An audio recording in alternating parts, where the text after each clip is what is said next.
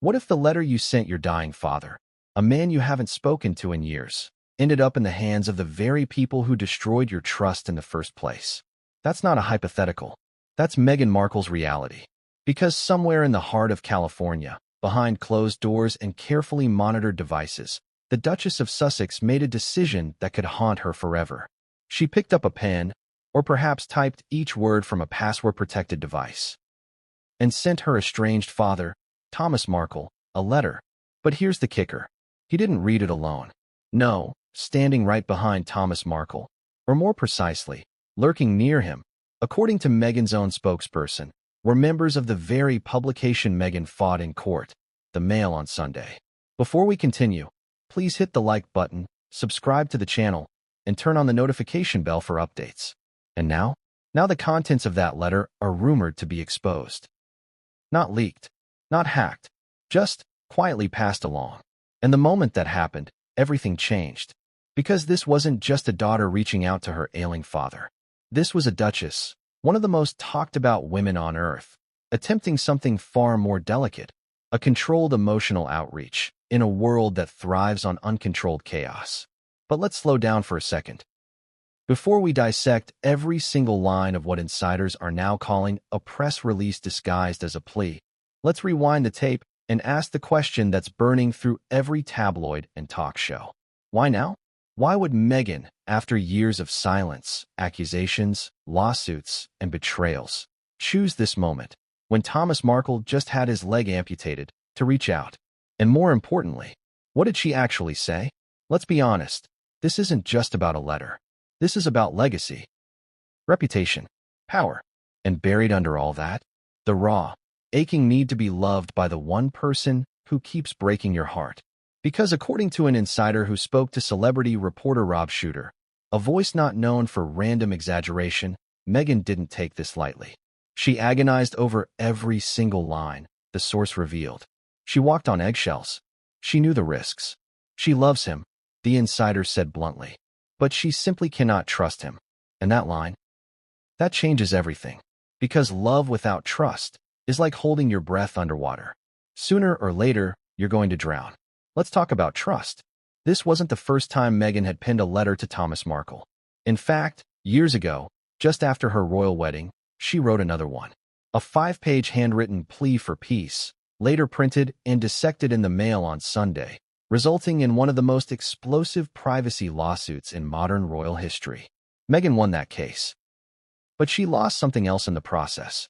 Whatever shred of faith she had in her father's discretion was gone. So why write again? Why risk it? What did she hope for? That's where this story breaks wide open. Because this new letter isn't just a letter. According to the insider, it's warm, heartfelt. But, and here's the twist, it reads more like a press release than a private message. Let that sink in. A daughter reaches out to her ailing father, and she's still framing every word like it might end up on the front page. Why? Because she's lived this movie before.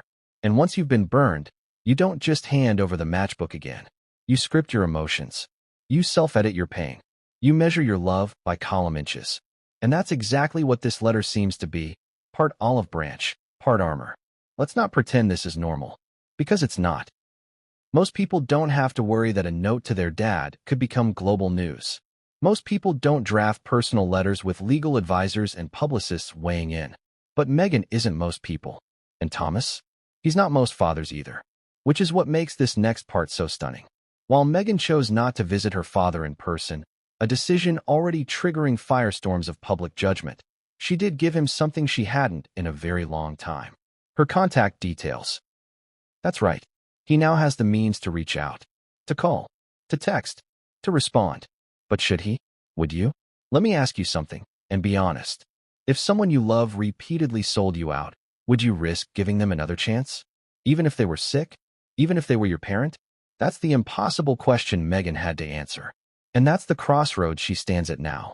According to Rob Shuter's source, she wanted connection, but the past has made her cautious. There's love there, but also fear. It's one of the most difficult things she's had to navigate emotionally. Can you blame her? Because here's the part that chills the spine. She knew there was a risk. She knew, and she still wrote. But not without armor. Not without calculation. That letter was every bit a human gesture and a PR landmine.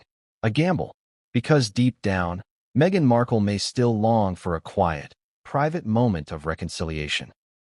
But she knows the world she lives in doesn't allow for that. Not with cameras at every corner. Not with headlines just waiting to twist her silence into cruelty. Not with Thomas Markle being the man he's proven himself to be. A man who's repeatedly chosen the press over his own daughter. So yes, she wrote carefully, strategically, lovingly, but guardedly. And now, with that letter allegedly in circulation, the worst fear has reared its head again. What if her words, her most vulnerable, cautious attempt at peace, are about to be weaponized? What if the press twists them again? What if Thomas uses them? What if the very act of trying to connect ends up destroying her all over again? That's what makes this story so tragically human. Behind the royal drama, behind the headlines and hashtags, behind the glitz of California and the silence of Buckingham Palace, there is still just a daughter, and a father, and a million broken things between them. Things like betrayal, grief, embarrassment, pride, things that letters can't fix. But maybe they can start something, or end it for good. Because no matter how perfectly crafted a letter is, no matter how careful the punctuation, how polished the tone, it can't control the other person's response. It can't stop what happens next. And that's where we turn now. Because behind hospital walls and tabloid gates, Thomas Markle isn't just reading that letter. He's surrounded by people. Journalists, friends, and someone just might have snapped a photo. You see where this is going? Good. Because what comes next could destroy what little hope Meghan had left. And it all starts with one line buried in the letter that palace insiders say triggered absolute panic. But what came next would change everything, and no one saw it coming. What if the words you carefully crafted in private were now echoing through the marble halls of Buckingham Palace? Because that's exactly what's happening right now. Meghan Markle's letter, the one she agonized over, line by line, didn't just reach her father. It sent shockwaves through the royal establishment. Why? Because it wasn't just a letter. It was a calculated, cautious move. A whisper disguised as a declaration. And it landed like a thunderclap behind palace walls. But let's rewind just a few steps before we hit the core of the chaos. Let's go back to the moment she made the decision to write. Imagine this. You're Meghan Markle. You've been publicly burned by your father more than once. He sold stories. He gave interviews. He even staged paparazzi photos before your wedding. Photos that broke your heart and humiliated you in front of the world. And now? Now that same man has had his leg amputated. He's vulnerable. He's sick. He's old. He's alone. You haven't spoken to him in years. And yet, something inside you stirs. Not sympathy, not regret, but something more raw. Something heavier. The ancient, tangled ache of family. The kind that whispers late at night. What if he dies and you never said goodbye? And that's where this all begins. Not with a letter, but with a whisper. A whisper that said, write him. But Meghan didn't just scribble some note on hotel stationery. No, that's not her style. That's not her life anymore. She's not just a daughter. She's the Duchess of Sussex. And every word she writes could end up in the tabloids. Again. So what did she do? She measured every sentence. Weighed every phrase. Walked a tightrope between warmth and withholding, between truth and tact. She crafted a document that, according to insiders, feels more like a press release than a personal message. And here's where it gets really fascinating. Because even before the letter reached Thomas Markle's hands, the palace already knew about it. That's right. Before the envelope was even sealed, royal aides were reportedly briefed. They didn't stop her, but they watched. And when it landed, it landed like a bomb. Because the moment that letter reached Thomas, and Meghan's team confirmed that the mail on Sunday's people were in close proximity, every alarm bell inside the palace started ringing. Why? Because they've seen this movie before. Back in 2018, Meghan sent another heartfelt letter to Thomas. It was handwritten, deeply personal, and meant to heal old wounds. Instead, it ended up on the front page of the Mail on Sunday, dissected, mocked, and debated around the world. Meghan sued, and she won. But the damage? Irreversible. Now, fast forward to 2025. New letter, new stakes, and the same old fear. What if he leaks it again? Let me ask you something. If you were part of the royal communications team, and you knew the Duchess was writing to the same man who betrayed her once before, wouldn't you be panicking? Wouldn't you be triple-checking every word? Because here's the part nobody talks about. This letter doesn't just reflect Meghan. It reflects them all. The crown, the firm, the monarchy. And right now, that institution is walking on a razor's edge. King Charles is facing scrutiny over health rumors. Prince William is holding the family's public image together with sheer will. Princess Kate remains publicly silent, yet omnipresent in the minds of millions. One wrong step, one emotional outburst, one leaked phrase, and the entire narrative shatters. So yes, the palace had to take notice. Because Meghan's letter wasn't just about her relationship with her father. It was about their relationship with her. Let's pause there for a second. Let's really unpack that. Because this is where things get juicy. We know Meghan hasn't spoken directly to her father in years. We know she's blocked him on nearly every platform. We know from past interviews that she's experienced deep emotional betrayal. So when she wrote that letter, when she handed Thomas Markle her contact information, she opened a door she's kept locked for half a decade. And guess who's watching that door? Everyone. Her father, the press, the palace, the public. And they all want the same thing. Access to her emotions, to her words, to her mistakes. Because if Thomas responds, if he sends her anything, even a thank you note, it becomes content. It becomes a story. And the press? They're starving for one. Because ever since Meghan and Harry retreated from royal life and settled in Montecito, California, the headlines have dried up. Yes, there are the occasional Archwell updates, podcast rumors, and red carpet sightings. But what they really want, what they crave, is drama. Family drama. And Meghan knows that. That's why, according to The Insider, she agonized over every line. She wasn't just writing to Thomas. She was writing to the world. Let's paint the scene, shall we? Picture Meghan, sitting at her desk, maybe late at night. A candle flickering. A dog sleeping at her feet. Her kids down the hall. She opens a blank document. Her hands hover over the keyboard. She exhales, then begins to write. But not like before. Not from raw emotion. From strategy. Because she's learned. She's seen what happens when she trusts too freely.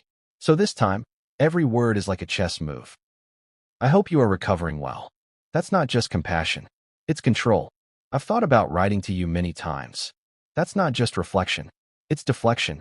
I still believe in the possibility of healing. That's not just hope. It's armor.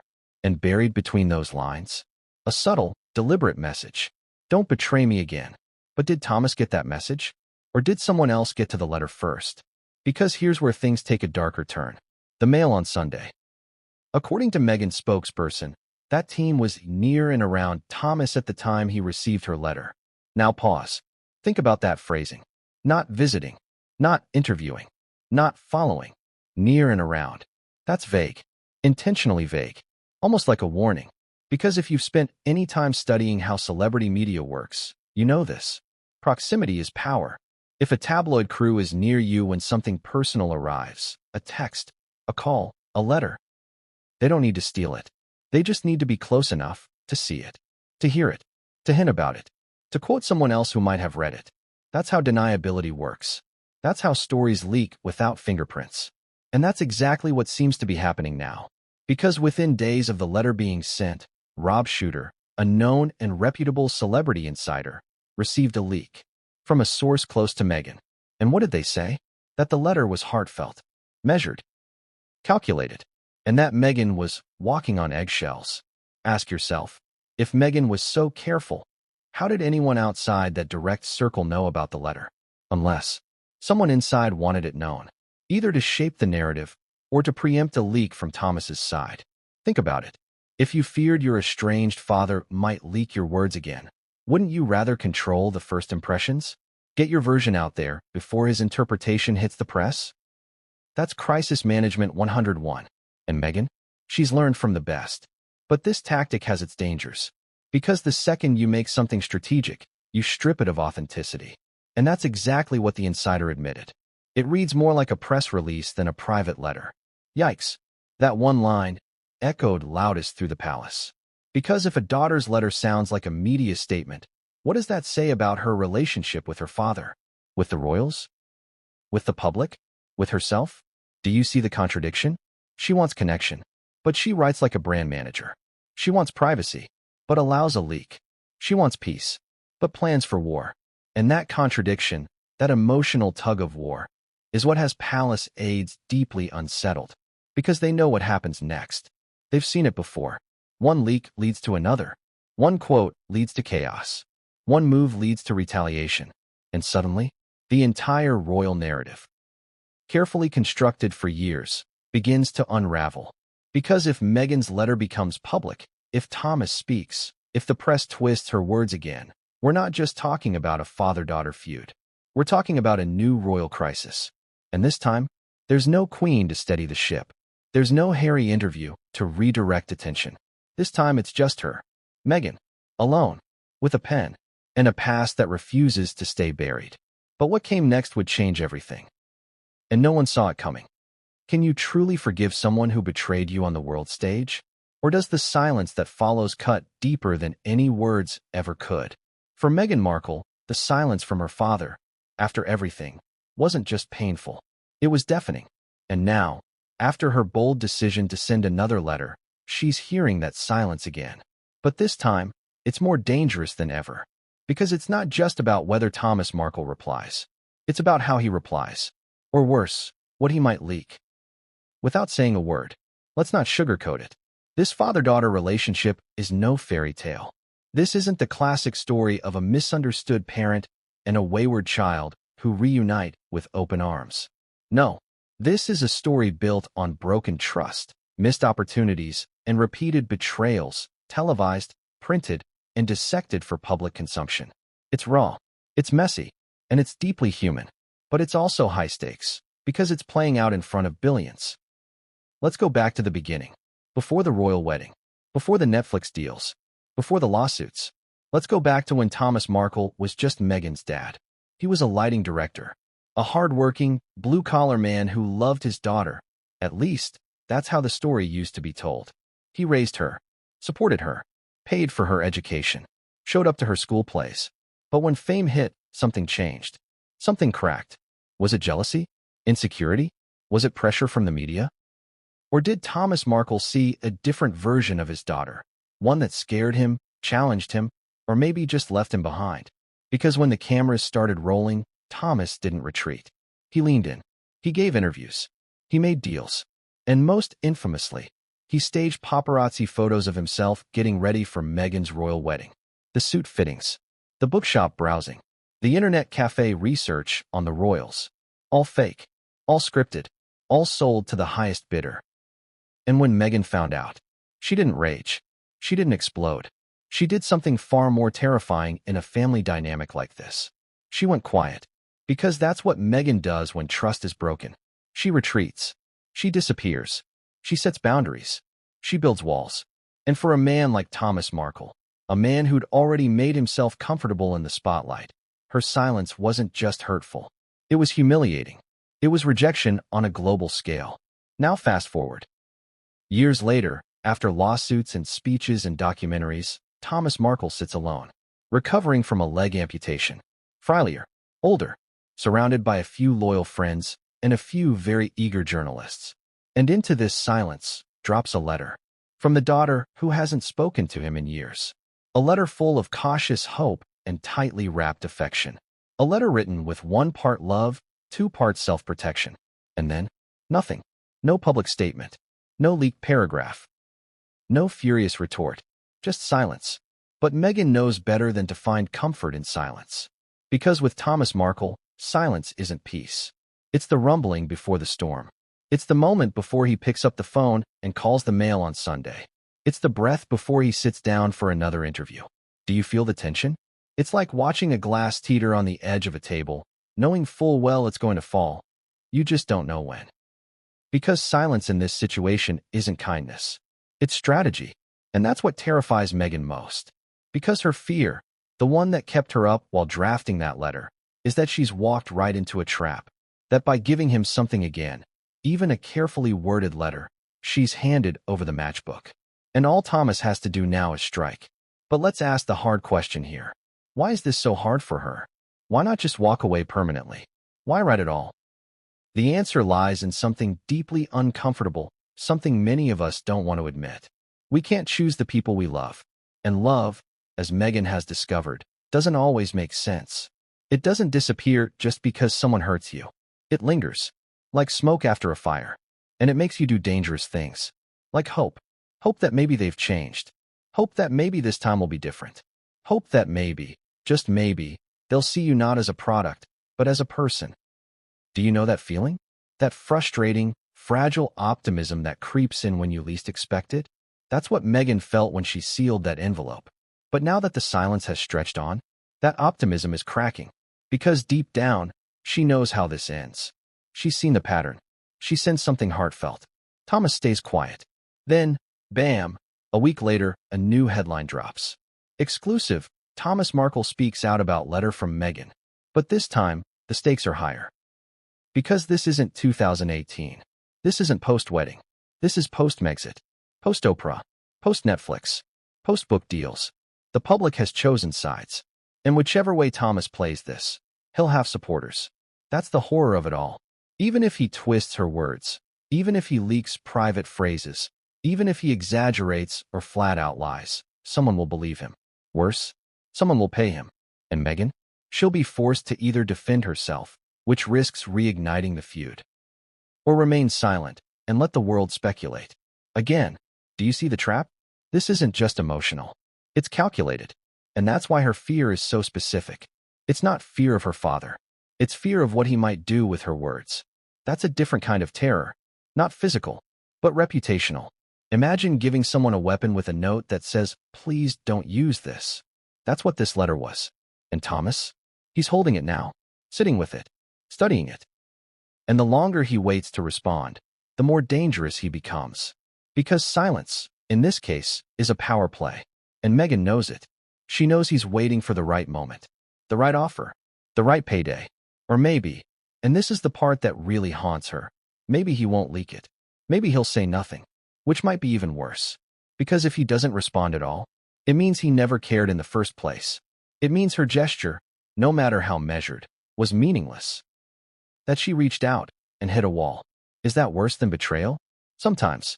Because at least betrayal acknowledges your existence. Silence erases you. And that's what Meghan's really up against here. Not just public scandal. Not just another headline. But erasure. The idea that no matter what she says, no matter how carefully she crafts it, her father will always choose the cameras over connection. And that's the fear that kept her pacing the floor that night before sending the letter. That's the fear that made her reread every sentence, every comma. And that's the fear that keeps her up now, as the silence grows louder. But there's something else, too. Something darker.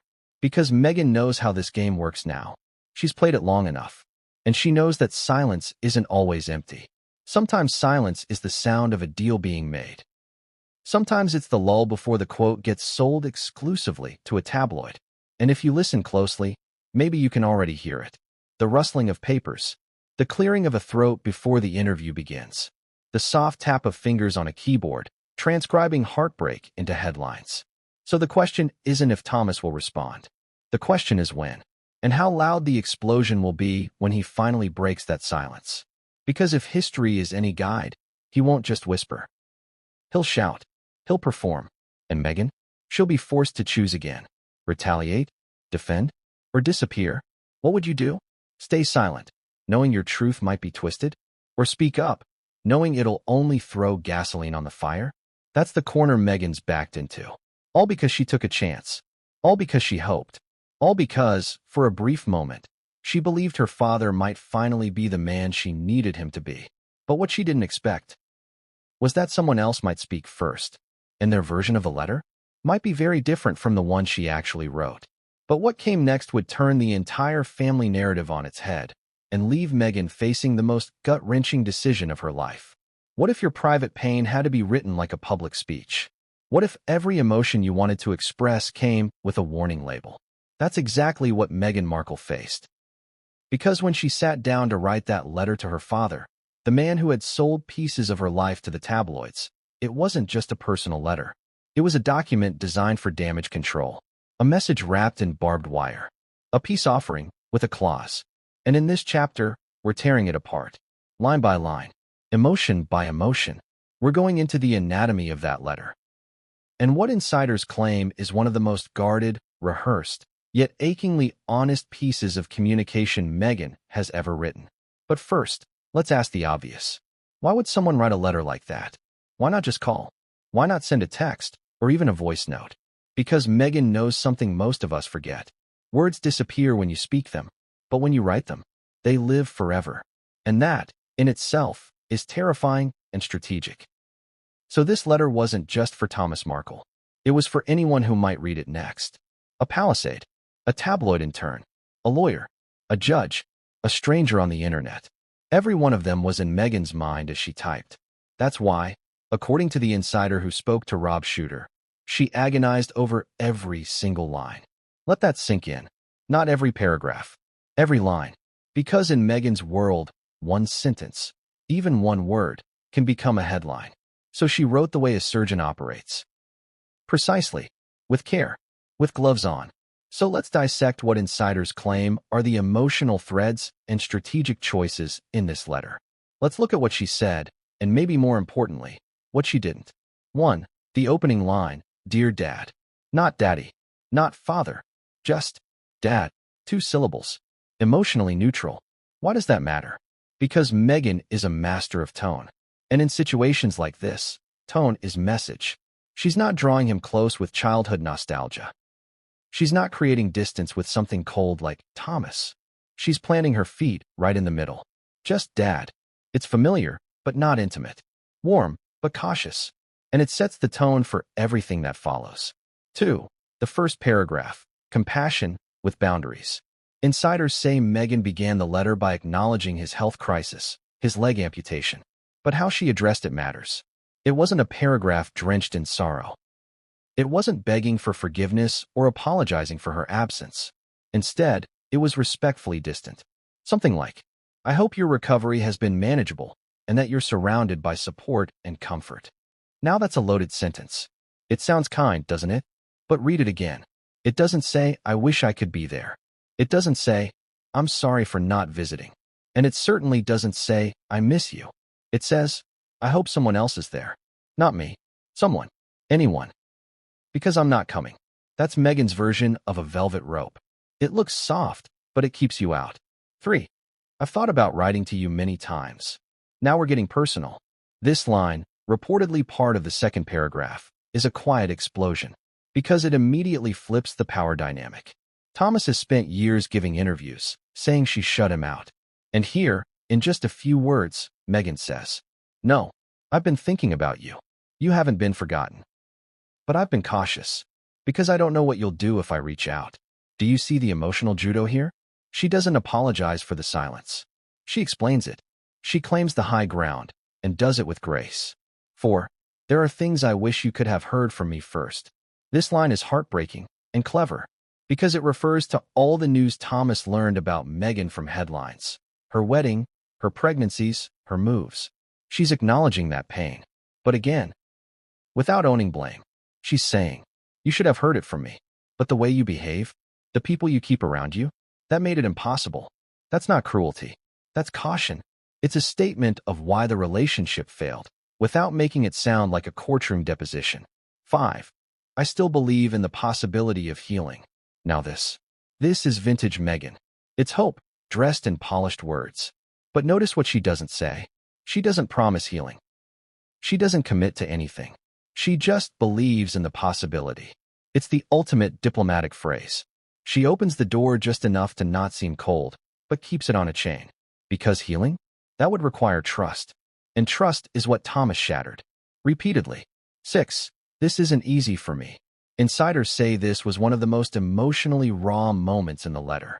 Just 5 words. But they hit like a hammer. Because it reminds us. Behind the poise, behind the titles and tailored speeches, Meghan is still a daughter, a human being, writing to a man who broke her heart, a man who missed walking her down the aisle, a man who handed her private thoughts to a newspaper and didn't blink. So yeah, this isn't easy is an understatement, but it's also a strategic phrase, because it builds empathy from Thomas, maybe, but more importantly, from anyone else who reads the letter, from us. From the press. From history. 7. The strategic close. I'm giving you away back. While we don't have the exact closing lines, insiders claim the letter ends with a powerful dual message. An invitation. And a warning. It reportedly offers Thomas her new contact details, a gesture of trust. But it also makes it clear that trust is not unconditional. If he uses this information to hurt her again, that door will close permanently. This is the most dangerous part of the letter, because it's the part Thomas could most easily twist. He could say it's cold. He could call it manipulative. Or he could pretend it never existed and use her offer to reconnect in exactly the way she fears, for more publicity. But here's what makes it so brilliant.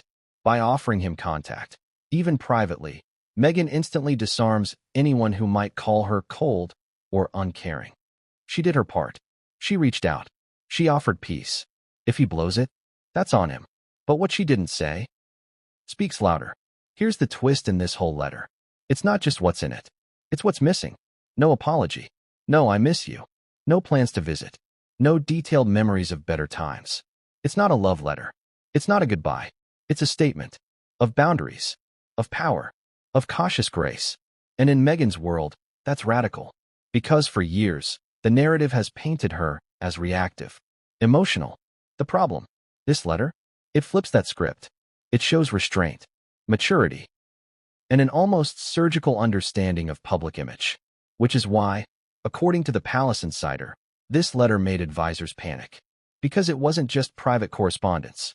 It was reputation management, dressed as reconciliation. But then again, what else could it be? What else can anything be when your every move is global news? Would you write from the heart, knowing it might be published tomorrow? Would you risk a sincere, messy, vulnerable message when the person receiving it has betrayed you before? Meghan couldn't, and maybe she shouldn't, because sometimes the most loving thing you can do is protect yourself. And maybe that's the real anatomy of this letter. Not warmth, not longing, but armor. Words as walls, phrases as gates. A letter not to rebuild, but to survive. But what came next would prove that even armor isn't enough when betrayal comes from inside your own camp. How do you reconcile with someone who's just lost a part of themselves when they've already taken so much from you? That's the paradox Meghan Markle faced the day she learned her father, Thomas Markle, had his leg amputated. This wasn't just another tabloid story. It wasn't another rumor buried in the entertainment pages. It was real, graphic, physical, irrevocable, and it hit Meghan like a cold slap in the face. Because no matter how broken the relationship was, no matter how deep the betrayal went, this was her father, her blood, her past, the man who, once upon a time, held her hand, cheered her on from behind a camera lens, and paid for her acting classes. And now? Now he was in a hospital bed with part of his body missing, and a lifetime of regret between them. So, what do you do in a moment like that? Do you forgive? Do you forget? Or do you freeze? Let's get something clear. When the world heard about Thomas Markle's amputation, the headlines were abrupt, brutal, lacking nuance. Meghan Markle's father loses leg, screamed one. Duchess Yetio visit amid family health crisis, barked another. But what the headlines didn't say, what they couldn't say, was what Meghan was really thinking. Because the news didn't just shake the public. It rattled her to her core. Why? Because physical vulnerability changes the game. Until now, Meghan had drawn her lines in permanent marker. No calls, no visits, no contact. But this was different. Thomas wasn't just emotionally wounded anymore. He was physically altered. Amputation isn't a temporary injury. It's not something you bounce back from. It changes how you walk, how you sleep, how you think. And for Meghan, it changed everything. Because she knew what the public was thinking. If she really has a heart, she'll visit. If she cares at all, she'll show up. But here's the thing. The world sees pain and assumes it automatically earns redemption. That's not always true. Sometimes, pain is the consequence, not the cure. And Meghan? She was stuck between two worlds. World one, the public, who expected a photogenic reunion, a tearful bedside visit, maybe even a pap photo of her wheeling her father through a rehab center like a Hallmark movie. World two, her reality, where Thomas Markle had sold her out, humiliated her, and endangered her peace again and again. Can one legless truth rewrite years of lies? Can trauma erase betrayal? That's the question Meghan had to answer when the news of Thomas's amputation dropped into her world like a grenade. But here's the twist. She didn't answer with a plane ticket. She didn't answer with a video call. She didn't even answer with a statement. She answered with a letter. Because what could she really say? Let's pause here and think about that. You find out your estranged parent is in the hospital, undergoing a life-changing surgery, and you're thousands of miles away. You're rich, powerful. You could be there by dinner if you wanted. But you're also someone who's been burned, not once, not twice, but repeatedly, by this exact person. And you know, deep down, that if you go, that if you so much as appear by his bedside, it's not just a family moment. It's a front page. It's another circus. Another story. And not one you get to control. So you write. You write with care, with distance, with heartbreak, but not with apology. Because love, as Meghan has learned, does not mean foolishness. And forgiveness does not mean forgetfulness. She's not playing that game anymore. Still, the amputation made things feel urgent. Final. Visceral. That's what Thomas's inner circle was counting on. Let's not pretend he's alone in this. Because even from a hospital bed, Thomas Markle was surrounded by friends, by caretakers, and by media operatives. According to Meghan's team, members of the Mail on Sunday were near and around him at the time. That's not speculation. That's confirmation. So, the moment Thomas lost a leg, it wasn't just a personal tragedy. It was a potential narrative pivot, a chance to flip public sympathy, a chance to corner Meghan into doing something she hadn't done in years. Show up. But she didn't. And that decision? It sparked fury. From royal critics, from armchair moralists, from talk show hosts who barely knew the backstory but had plenty to say. She's heartless. She's punishing her father in his time of need. She's obsessed with control. But Meghan? She stayed quiet. Why? Because she had already responded. That letter? That was her answer. And it was full of everything she couldn't and wouldn't say publicly. Things like, I still care about your well-being. I wish things were different. I'm not coming, but I am watching. Because here's the unspoken truth. Showing up doesn't always mean love. Sometimes, not showing up is the stronger boundary. And boundaries, as anyone in therapy will tell you, aren't about punishment. They're about protection. And Meghan has learned, the hard way, that protecting herself is non-negotiable. Especially now that she has children. Because this isn't just about Meghan and Thomas anymore. This is about Archie and Lilibet.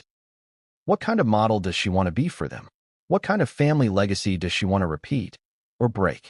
Her father's leg may be gone, but that doesn't mean the damage he caused has been healed.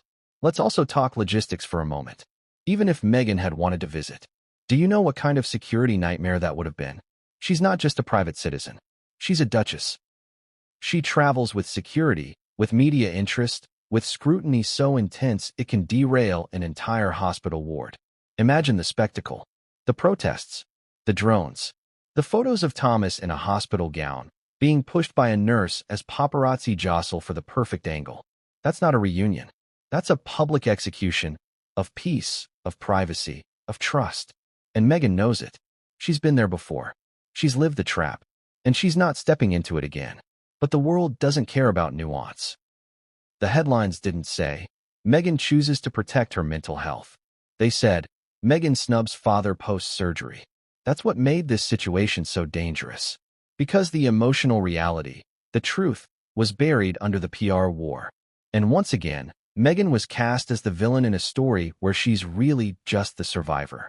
A daughter who loved too much, too long, who gave chance after chance, who watched her father leak her words, her photos, her pain, and who finally said, enough. But here's the part that really stings. The letter she sent, the one written after the amputation, she poured more emotion into that than most people put into their wedding vows. Not because she expected forgiveness, not because she wanted a response, but because she didn't want regret. She didn't want to wake up one day and read an obituary with nothing left unsaid. She needed to say it. For her. Even if he never understood it. Even if the world misjudged her. Even if the silence that followed became its own kind of cruelty. Because sometimes the bravest thing you can do is say something once and never again. And that's what Meghan did. She said it.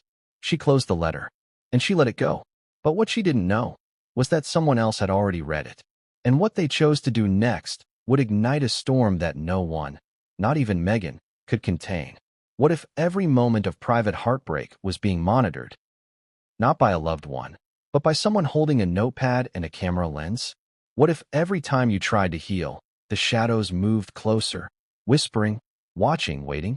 That's the world Meghan Markle lives in. And nowhere was that more terrifyingly clear than in the days following Thomas Markle's amputation and the delivery of her letter.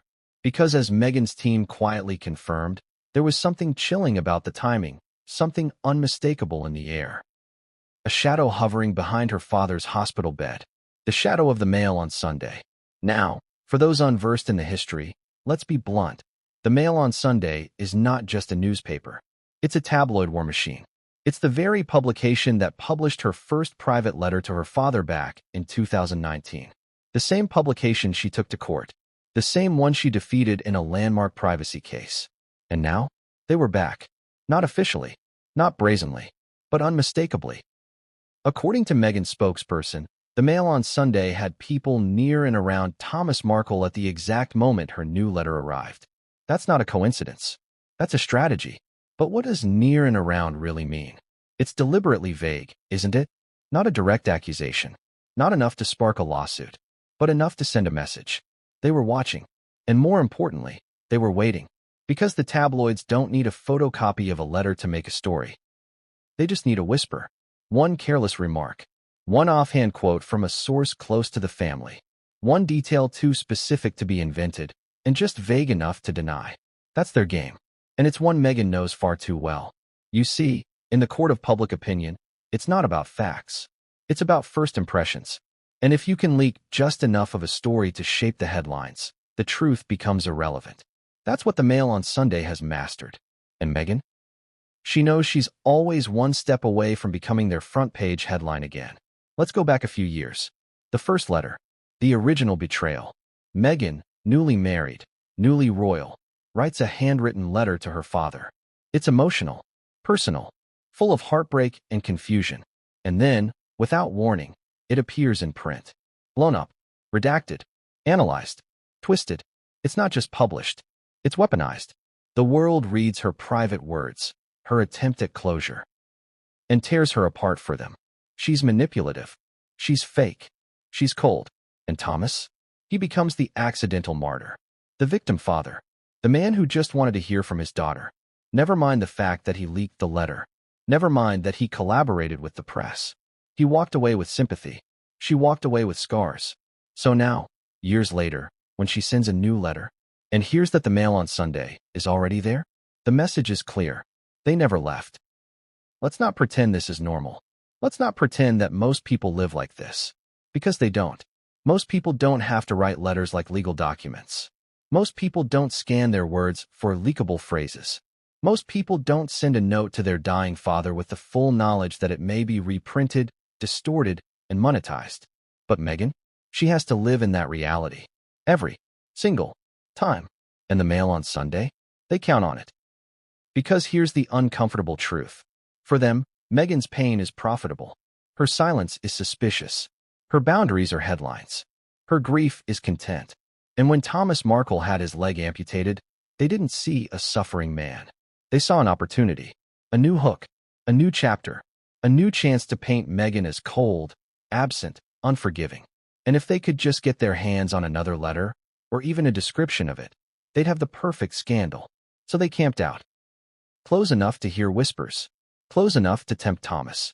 Close enough to cast a long shadow over every single word Meghan wrote.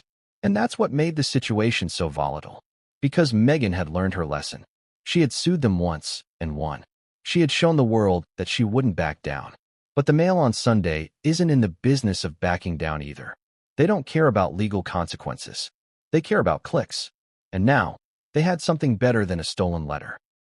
They had the possibility of one. Think about how insidious that is. They didn't need the actual document. All they needed was a whisper from Thomas or one of his inner circle. One confirmation of the letter's tone. One paraphrased line. One emotion pulled out of context. And they could run with it. Exclusive. Meghan's heartbreaking letter to estranged father. Duchess breaks silence. But is it too late? Thomas Markle reveals what Meghan really said in her letter. See how easy it is. That's the game. And the most twisted part? They could quote anonymous sources, claim it's all alleged, and still destroy her all over again. Because in the end, the damage isn't just in what's leaked. It's in what's implied. And Meghan? She knows it. That's why her spokesperson spoke up. The near and around language wasn't just a passive observation. It was a flare, a warning shot, a signal to the world that this wasn't just a letter between a father and daughter. It was a trap, a minefield, a test of how far the Mail on Sunday would go this time, and how much Meghan would let them get away with. Because here's the part most people missed. Meghan didn't try to sue preemptively. She didn't threaten legal action. She didn't go to war. Not yet. Why? Because this time, she's playing chess. She knows their moves. She's seen this pattern before. She sends a letter. They get close to the source. They wait for her to flinch. And then, they strike. But this time, she's not flinching. She's watching. And she's ready. Because if that letter gets leaked again, even partially, she has receipts. She has lawyers. And she has the world's attention. But here's the twist. There's someone else in this equation. Someone not quite as careful. Not quite as guarded. Someone who might say too much. And that someone is Thomas Markle. Because while Meghan is silent, strategic, and cautious, Thomas is emotional, reactive, and, above all, lonely. He wants attention. He wants connection. And the Mail on Sunday knows it. So what happens when they lean in? When they offer him the spotlight again? When they tell him, just give us one sentence, one feeling, one phrase from that letter? Does he resist? Or does he cave? Because history tells us one thing. Thomas Markle doesn't just leak. He collaborates. And if that happens again, if the Mail on Sunday publishes even a glimpse of that letter, it won't just be a headline. It'll be a detonation. And this time, the palace might not be able to control the fallout. Because this isn't just about Meghan anymore. It's about the precedent. It's about how far the press will go. It's about whether anyone in the royal orbit is truly safe. And if that letter surfaces, in full or in fragments, we'll know one thing for sure. The shadows never left. They just waited for the perfect moment to strike. But what came next would expose someone even closer to Meghan. Someone who may have known all along that the letter would never stay private. What if the betrayal didn't come from the outside, but from someone standing just a few feet behind you? What if the secret you guarded so carefully was whispered to the press not by your enemies, but by someone who called themselves your friend? That's the nightmare Meghan Markle is now facing. Because in a story already overflowing with invasions of privacy, fractured family ties, and media vultures, one revelation quietly detonated behind the scenes. Someone close to Meghan leaked the contents of her letter. Not the whole letter. Not a photocopy. But enough. Enough to trigger a media feeding frenzy. Enough to paint a narrative. Enough to force Meghan's team to scramble. And the most chilling part? It wasn't Thomas Markle. At least, not yet. No, this leak came from her side. Someone within Meghan's orbit. A friend, a staffer, a contact, passed the details of the letter to none other than celebrity reporter Rob Shooter. Now if that name rings a bell, it should. Rob Shooter isn't some tabloid hack writing from a basement. He's the former publicist to A-list celebrities. He's worked with Diddy, J. Lo, Bon Jovi. He knows how to control a story and how to spin one. And when he speaks, people listen. So when Rob posted the insider leak on his Substack, the industry took notice. It wasn't hysterical. It wasn't dramatic. It was calm, surgical, intentional. The kind of leak you plant not to explode a story, but to guide it, to steer the narrative before someone else hijacks it. Let's take a step back. Because this wasn't some accidental whisper. This wasn't a fluke. It was calculated damage control, and it worked like a charm. Here's what the source told Rob Shooter. She knew there was a risk. Before she sent it, Meghan agonized over every single line. She walked on eggshells with him. She loves him, but she simply cannot trust him. Now pause. Read that again. This is not the kind of leak that paints Meghan as vulnerable. It paints her as measured, cautious, thoughtful. It's a masterclass in image protection. It doesn't make her cold. It makes her human, scared, burned, trying to do the right thing under impossible circumstances. This was no coincidence. It was intentional framing. But here's the twist. Even though the quote paints Meghan in a sympathetic light, it's still a leak. And that means one thing. Someone on Meghan's side breached her trust. Let that sink in. After everything she's endured, the tabloid wars, the betrayals from her own father, the media frenzy surrounding every move, it was someone inside the gates who cracked first. Why? Let's talk about that. Because this wasn't just a betrayal. It was a tactical decision. One that raises some uncomfortable possibilities. Was this leak sanctioned by Meghan herself? Was it a PR chess move to get ahead of a bigger storm? Or was it done without her knowledge? A rogue insider trying to help in the worst way possible? Let's break it down. Scenario 1. Meghan authorized it. This is the cleanest explanation. A controlled leak. A drip of information to soften the story. To protect her from future accusations.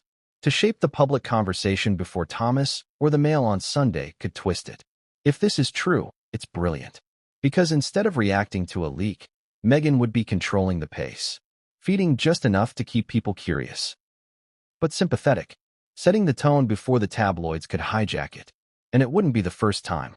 This is Hollywood Strategy 101. Own the leak. Shape the narrative. Protect the brand. But, Scenario 2, Meghan didn't authorize it. This is far more dangerous. Because if someone close to her leaked without permission, even with good intentions, it means she has a mole. It means she's still vulnerable. It means that even after cutting off Thomas, suing the press, and pulling back from public life, she's still not safe from betrayal. And that's terrifying. Because once an inner circle starts to leak, it's like a cracked dam. You can't patch it. You can't control it. You can only wait for the flood. Let's go deeper. Who would leak something like this and why? We're not naming names.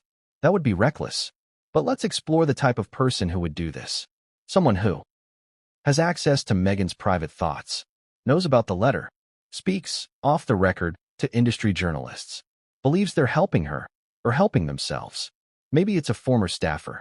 Maybe it's a publicist trying to curry favor with a powerful outlet. Maybe it's a friend looking for relevance, clicks, or clout. Or maybe it's someone who's just exhausted. Because let's be real, working in Meghan's orbit is pressure cooker intense. Every word is weaponized. Every email is strategic. Every glance is scrutinized. People crack under that weight. And sometimes, they crack loudly. But here's where it gets even murkier. The tone of the leak wasn't angry. It was compassionate. It didn't trash Meghan. It defended her. That's what makes this betrayal so insidious. Because it didn't come from malice. It came from closeness. From someone who thought they were explaining her, protecting her, maybe even doing what she couldn't do publicly. Telling her side of the story. But in doing that, they made everything worse. Because now, the story is no longer about a father and daughter. It's about loyalty. About who Meghan can trust. And about how fast her inner circle is unraveling. Because let's be honest, this leak has opened a crack in the dam. And now the media is watching. Waiting. Circling. If one person talked, others will too. If one source whispered, another will shout. And the moment another detail drops. Another quote, another paraphrased phrase from that letter, the feeding frenzy begins. And once that starts, there's no going back. This is how trust dies. Quietly, politely, with good intentions. And then, boom, it explodes. So what happens now? Meghan is faced with two terrifying possibilities. This was a strategic leak she authorized. If true, she has to live with the fallout. The suspicion, she's manipulating the press again narrative.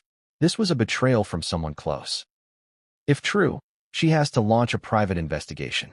Plug the leak. Reassess her entire inner circle again. Either way, she loses. Because this isn't just about a letter anymore. It's about a pattern. A question that keeps haunting her. Will anyone in my life ever just keep their mouth shut? Because at this point, it's not just her father leaking. It's not just the press. It's everyone. Everyone who claims to love her. Everyone who claims to protect her. Everyone who knows that her name still carries weight and who aren't afraid to use it. And Meghan? She's tired. She's guarded. And now, she's more alone than ever. Because when you can't trust your father and you can't trust your friends and the media is just waiting to devour you, where do you go? Who do you turn to? Who has your back when you're too tired to fight anymore? That's the question Meghan now has to answer. Because somewhere out there, another person has her secrets. Another person has the full story. And the moment they decide to talk, everything will unravel. But what came next wasn't a whisper. It was a warning. And it came from the last place Meghan ever expected. How do you heal when every attempt to reach out turns into another scar? How do you trust when the people closest to you keep selling pieces of your story? That's the emotional battlefield Meghan Markle walks across every single day. With no armor, no map, and no promise that there's anything but more landmines ahead. Because behind the polished statements, the sleek interviews, and the poised public appearances, there's something far more complicated and fragile at work. A woman living with unresolved trauma. And no matter how many letters she writes, lawsuits she wins, or statements she issues, the truth is this. Meghan Markle is scared, not of the press, not of losing public favor, not even of her father. She's scared of the next betrayal. Because betrayal isn't a single explosion. It's a series of tiny cuts that never fully scab over. And when you've been betrayed as often, and as publicly, as Meghan has, it rewires your brain. Let's be honest. The Meghan we see now, reserved, cautious, borderline clinical in how she communicates, didn't always exist. There was a time when she was softer, more open. She laughed more. She hugged more. She posted handwritten notes on her now-defunct Instagram and quoted feminist poets. She trusted. But then, the betrayals started piling up.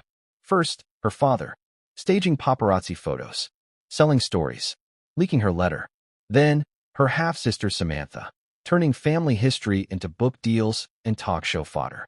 Then, staff members, Palisades, anonymous sources quoted in hit pieces. And finally, the friends who claimed to protect her, but ended up being part of the problem. Each one chipped away at something vital. Her openness, her optimism, her sense of safety, until all that was left was strategy. And that's what you see now when Meghan speaks. Not spontaneity, but survival. Because when trust is broken again and again, your brain starts to scan for danger in every relationship. You second-guess compliments. You dissect conversations. You question motives, even from people who've never wronged you. That's trauma. And Meghan's is layered. She's not just a woman with family drama. She's a woman who's had her pain monetized, her privacy invaded, her intentions questioned, her motherhood judged. And that kind of trauma doesn't go away with therapy and journaling. It doesn't vanish because you step back from royal duties. It follows you, like a ghost you can't exorcise. Let's talk about the paradox of public betrayal. When most people are betrayed by family, they grieve in silence. They cry to a friend. They block a number. They move on, eventually. But Meghan? She got betrayed in headlines. With hashtags.